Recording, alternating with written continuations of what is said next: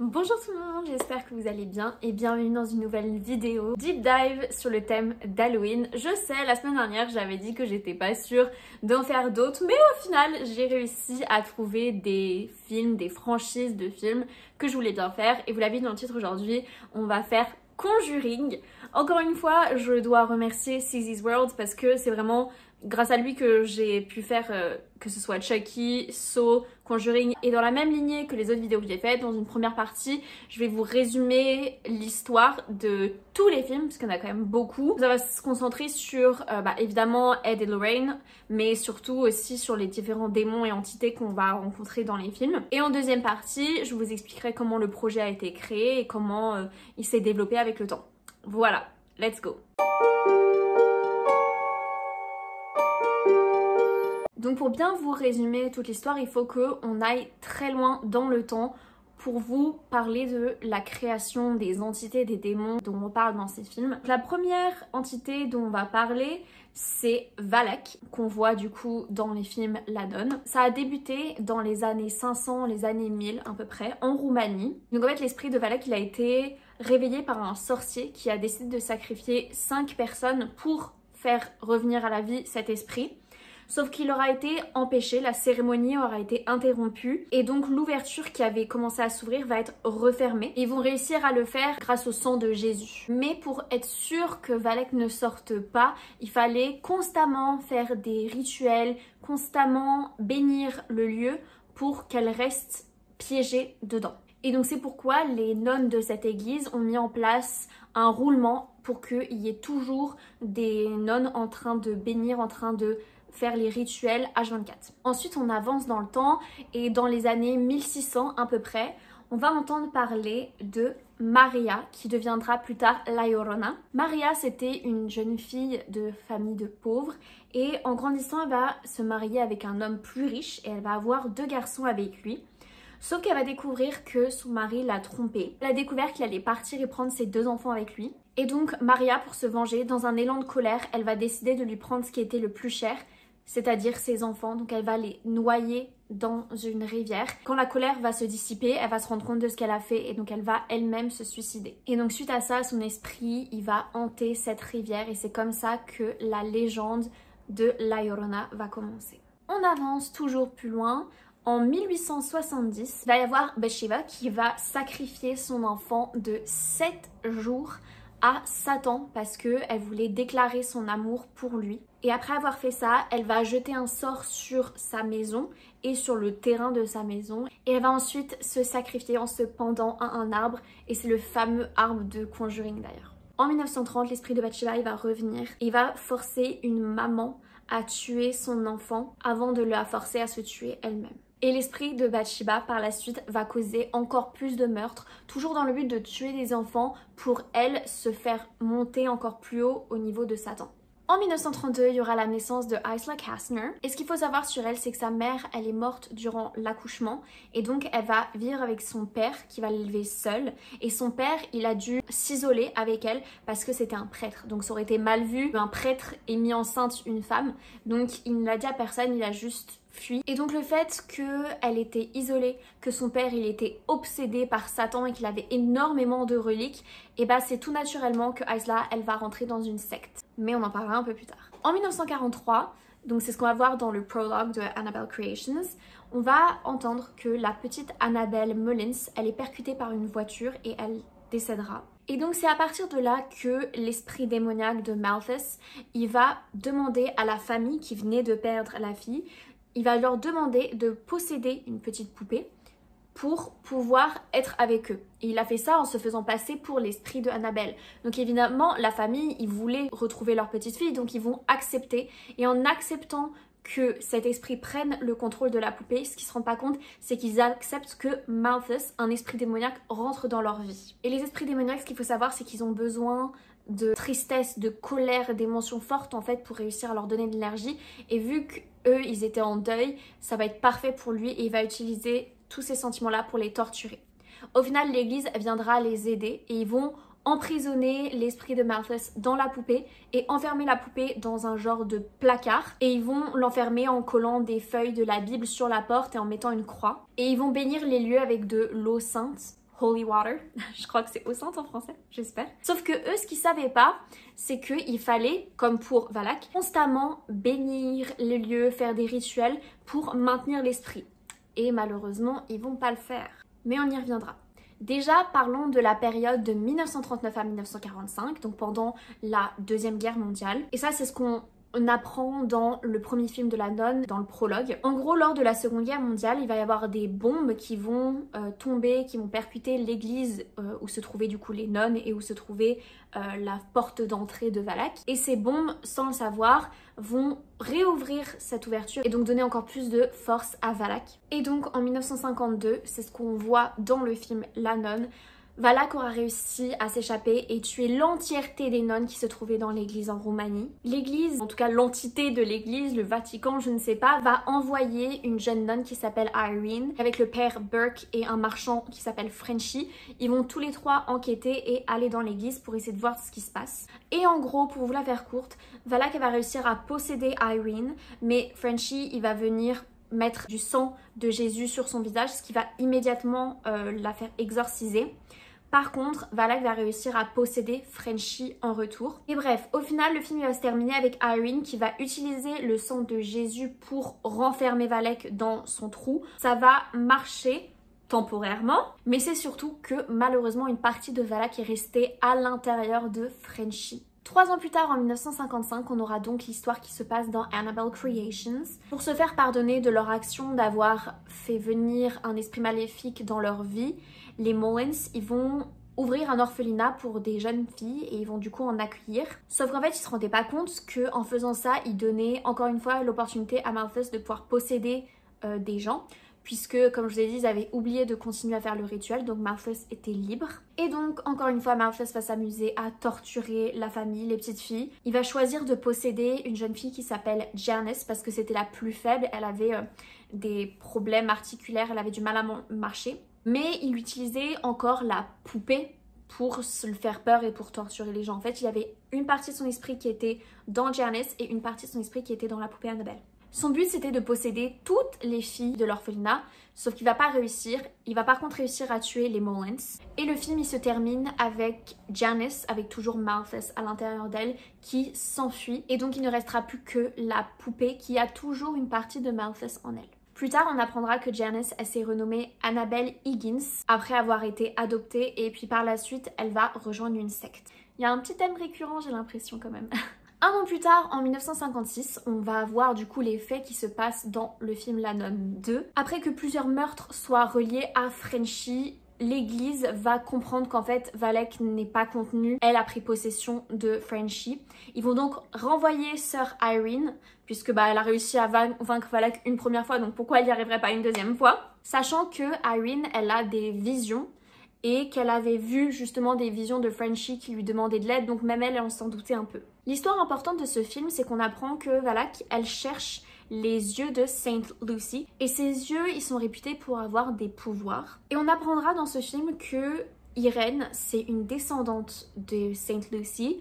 Et sachant que Irene, c'est une cousine de Lorraine Warren, donc on n'a pas encore parlé. Les deux sont cousines, les deux ont des dons de voyance et les deux sont du coup des descendantes de Saint Lucy. Et donc ces fameux yeux qui sont réputés pour avoir des pouvoirs, en fait elle les a déjà en elle, c'est ça qui lui donne ses visions et c'est aussi ça qui va lui permettre de vaincre Valak, encore une fois temporairement. Quelques années plus tard, en 1961, on a la naissance de la seule et unique fille des Warren qui s'appelle Judy et elle aussi, comme sa mère, va avoir des visions. Donc ça valide bien la théorie précédente que les yeux de Saint Lucy se transmettent par génération. En 1967, on va avoir le déroulé de ce qui se passe dans le film Annabelle. Et ce film, il fait donc réunir les deux entités de Malthus, la poupée Annabelle et Annabelle Higgins. Les deux vaisseaux de Malthus vont pouvoir se retrouver pour être plus forts que jamais. Donc dans cette histoire, Annabelle Higgins, c'était la voisine de la nouvelle target de Malthus. Et Mia, qui était une jeune maman qui était assez vulnérable parce qu'elle était souvent seule et elle s'inquiétait beaucoup pour le bien-être de son bébé.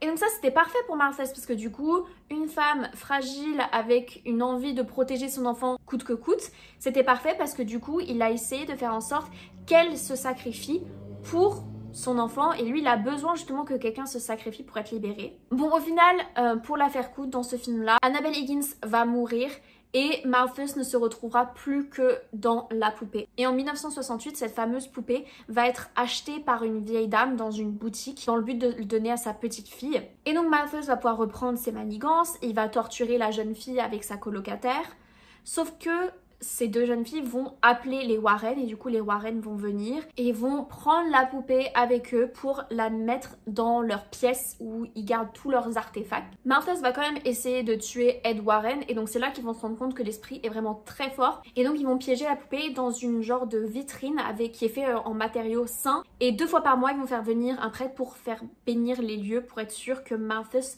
soit contenu dans cette vitrine. Ensuite, en 1970, on a donc le prologue du film The Conjuring. Les Warren, on va apprendre qu'ils vont intervenir sur Frenchie parce que Valak a de nouveau possédé son corps. Et sauf que malheureusement, Frenchie survivra pas à l'exorcisme, il va décéder. Et pendant cet exorcisme, Lorraine, elle va avoir des visions de son mari qui va mourir en étant empilé dans un arbre. Je sais pas si ça se dit comme ça, mais je pense que vous voyez. Et donc évidemment, ça va la traumatiser et elle va s'enfermer pendant plusieurs jours et elle va pas parler. Suite à ça, Valak, elle va être libre, mais elle va chercher un vaisseau à posséder. Et elle va vraiment focus sur les Warren parce que bah forcément Irene c'est sa target numéro 1 parce que c'est celle qui a réussi à la vaincre 2 fois. En plus Lorraine c'est sa cousine et toute l'histoire avec Saint Lucy, donc vraiment là les Warren c'est sa target. En 1971, on a du coup les faits qui se passent dans le film The Conjuring.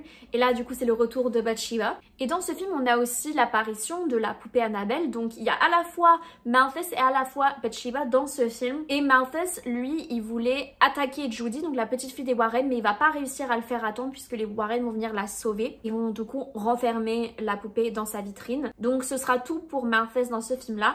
Par contre, Bathsheba, elle va posséder une mère de famille qui habite dans la fameuse maison dans laquelle elle a jeté un sort, dans ce fameux terrain maudit. Bathsheba va aussi s'attaquer aux petites filles de la maison.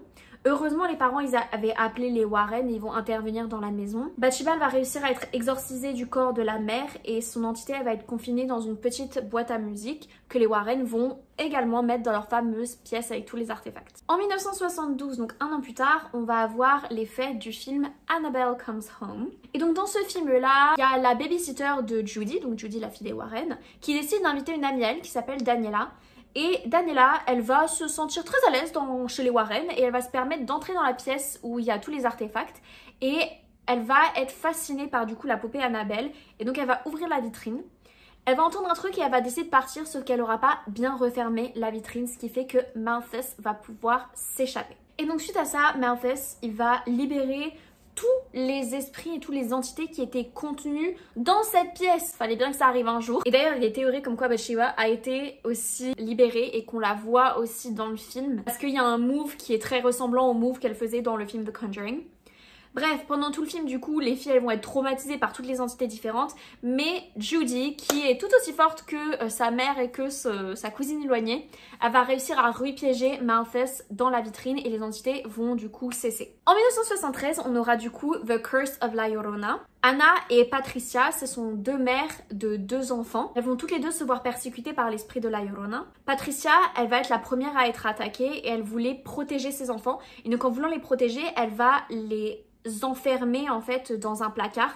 Sauf que Anna, elle faisait partie des services sociaux, je crois, ou en tout cas quelque chose comme ça. Et donc quand elle va retrouver les enfants de Patricia enfermés dans un placard, elle va les prendre avec elle parce qu'elle va se dire « Patricia, t'es pas faite pour être une bonne mère ».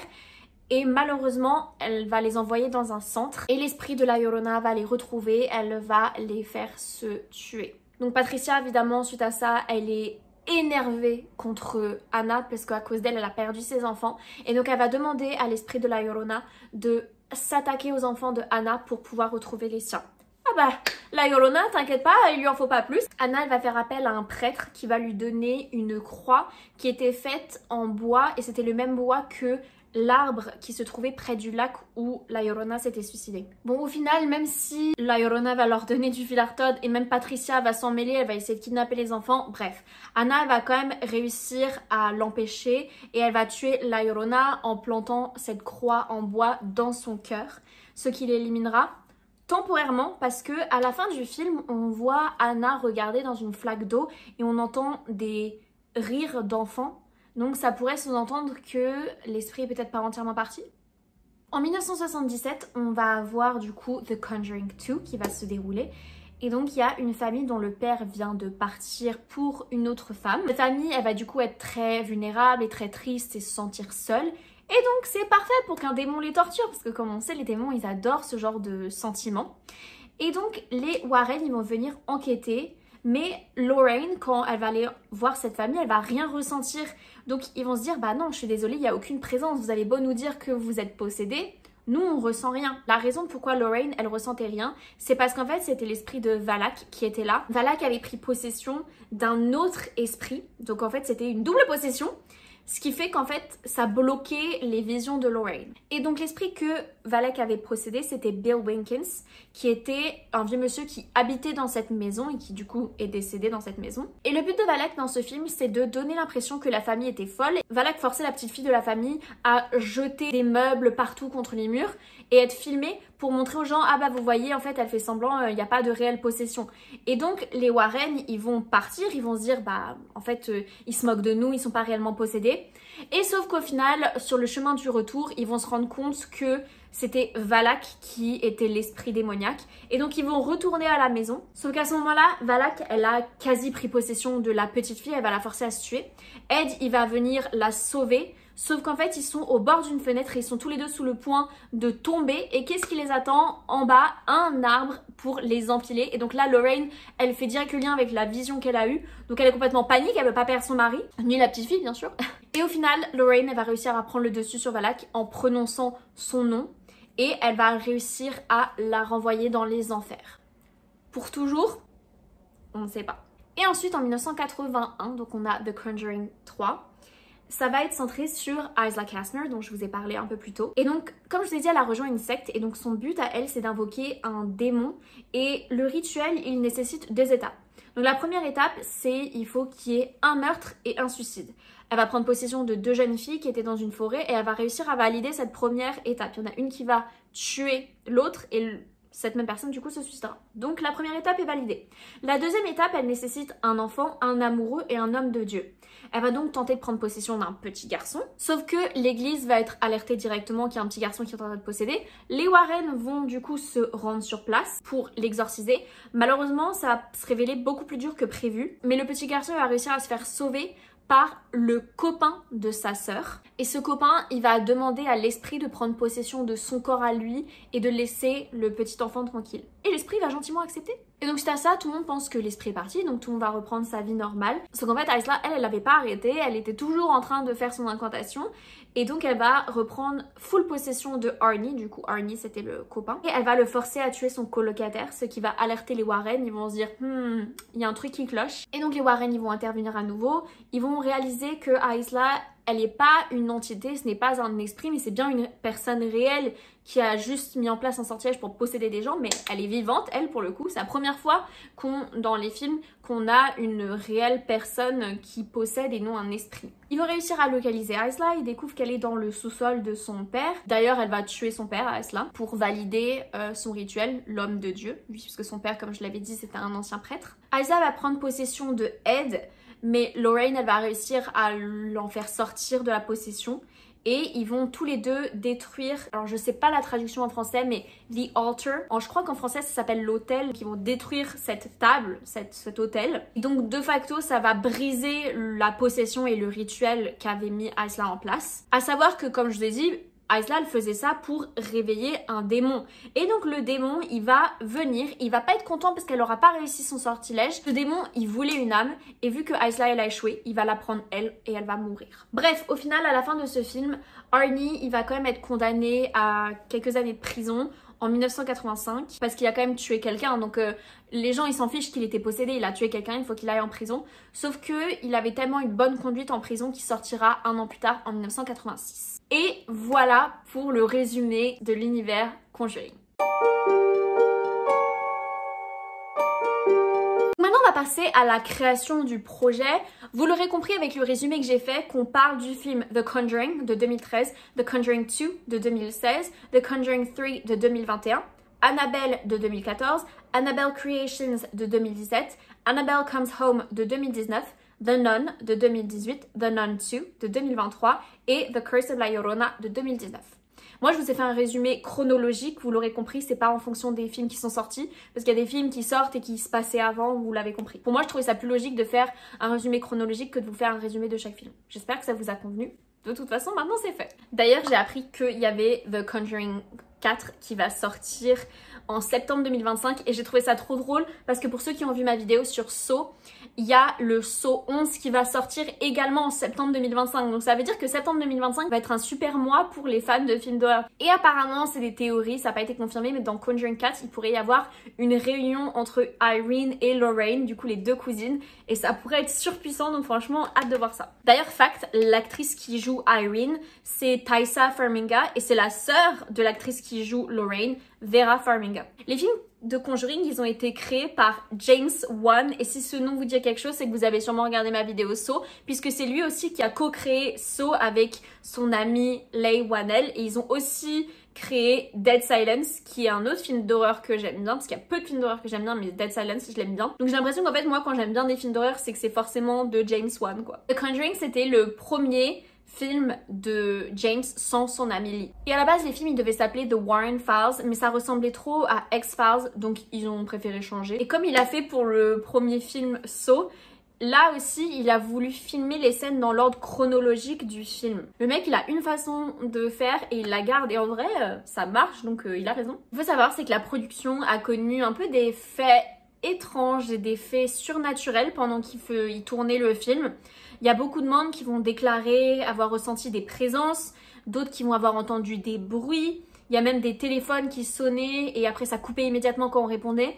Donc assez étrange quand même. Petit fact, la poupée Annabelle dans la vraie vie, elle ressemble pas du tout à celle qu'on voit dans le film. Et la raison, c'est que du coup la poupée Annabelle dans la vraie vie, c'était une Raggedy Ann doll. Et ils pouvaient pas reproduire la même poupée parce qu'il y avait des droits d'auteur, enfin des copyrights. Donc ils ont dû refaire une poupée de A à Z. Mais en vrai, James, ça le dérangeait pas parce que c'est exactement ce qu'il a fait pour Saw. Il a créé la poupée Billy de A à Z. Pour Dead Silence, il a fait pareil. D'ailleurs, dans Dead Silence, la poupée s'appelle aussi Billy. Faudrait que je me renseigne là-dessus pour voir s'il y a une raison de pourquoi les deux s'appellent Billy.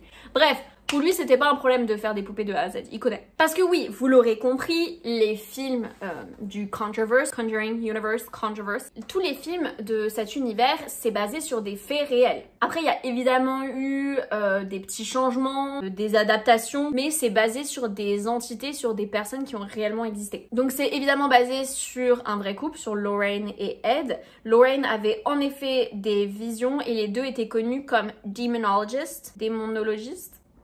Des fois, il faut que j'arrête d'essayer de chercher à traduire. Et la petite différence, c'est que dans les films, on voit Ed réaliser un exorcisme. Dans la vraie vie, c'est jamais arrivé parce que Ed, il se serait jamais permis de faire un exorcisme parce qu'il sait que ça peut être que réalisé par des prêtres. Et contrairement à ce qu'on voit dans le premier film, l'enfant, il n'a pas été possédé ou tenté d'être sacrifié. C'est juste que la famille se sont un peu malheureusement habitués au fait qu'il y avait une entité, ils ont vécu avec. Et il y a la vraie petite fille de cette famille qui s'appelle Andrea Perron qui a confirmé qu'elle a une fois vu sa mère être possédée parce qu'elle l'a vue parler une langue étrange et la chaise sur laquelle elle s'assied s'est levée dans les airs. Donc il y avait en effet des faits étranges et des possessions, mais c'est pas aussi grave que ce qu'on voit dans le film. Et d'ailleurs, la vraie Lorraine, elle était une consultante pour le film, pour les aider à faire quelque chose d'assez réel.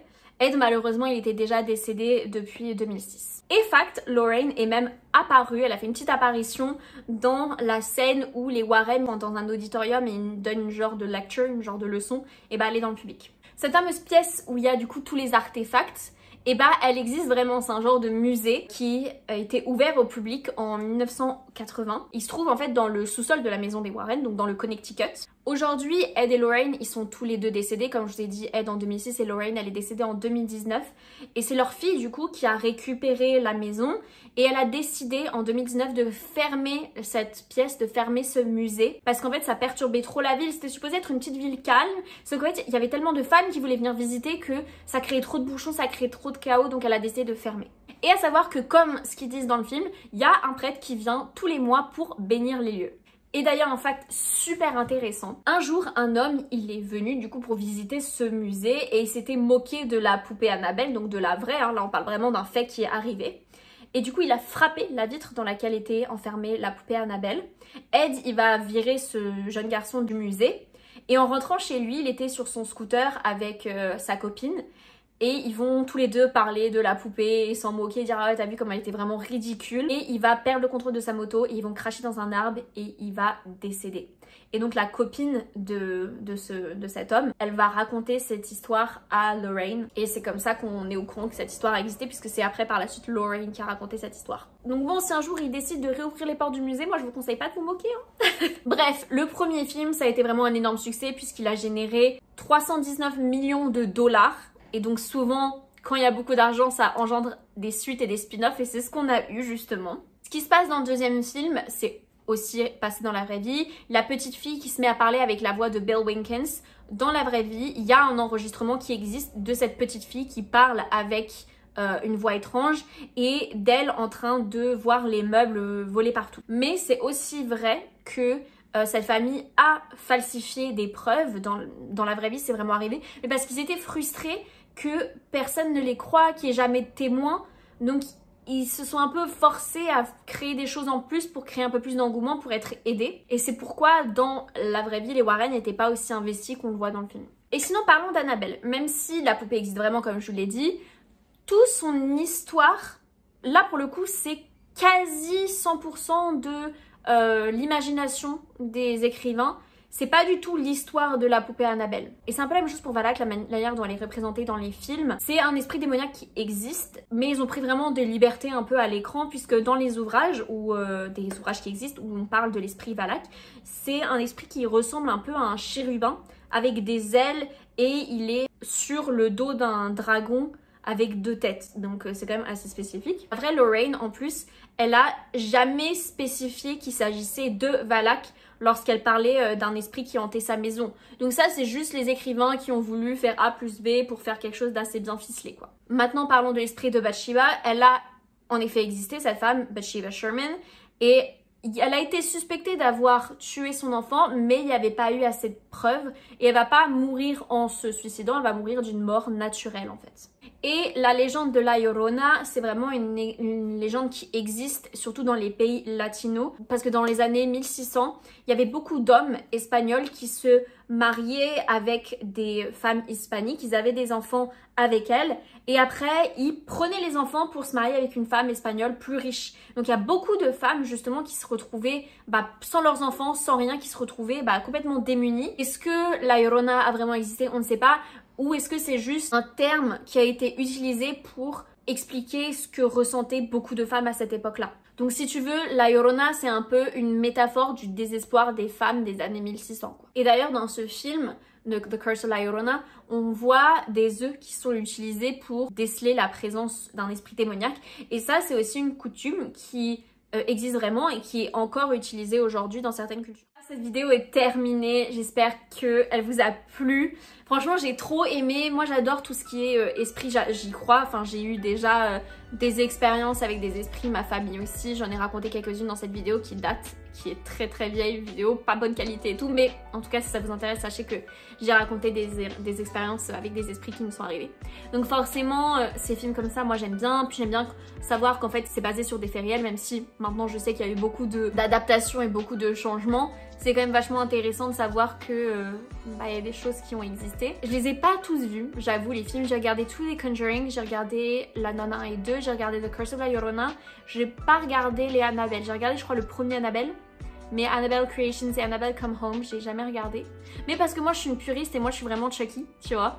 Et pour moi, c'était la compétition. J'irai regarder The Conjuring 4 et Saw. S'ils font les deux à la suite, ce sera parfait. Je me ferai une journée film d'horreur. En tout cas, j'espère que cette vidéo vous a plu. Si c'est le cas, je vous invite à vous abonner. Je vous invite à aimer cette vidéo parce qu'elle me demande quand même pas mal de travail. Dites-moi en commentaire quel est votre film préféré de la franchise de Conjuring. Moi, je vous dis à la semaine prochaine pour la dernière vidéo dans le thème d'Halloween. À la semaine prochaine. Bye!